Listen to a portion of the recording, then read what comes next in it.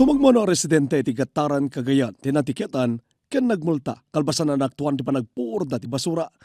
Panaglabsing dayto ay tinaputar ng ordinansa ti ili, seknan ti panakipawil, panagpuor ti basura, wano ti anti-burning ordinance, anadaptari ti RA 9003, wano ti Ecological Solid Waste Management Act. Dito'y Bangked Abra, kalikagom ti Bureau of Fire Protection, tiningingit med panang monitor, ken panang tiliw ti pupuor ti basura, babani di tulong ti maseknan ng opisina, ken opisyal ti barangay. Dapat ko ma-start kinyata yung public servants, i-remind, educate them no to not to burn their garbage.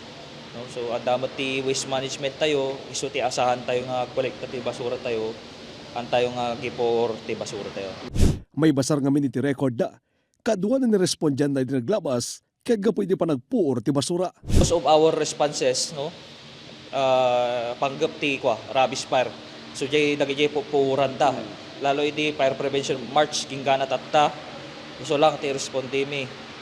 So mostly iso ti rason na jay rubbish fire. Ta puuran ta nagijay basura ta.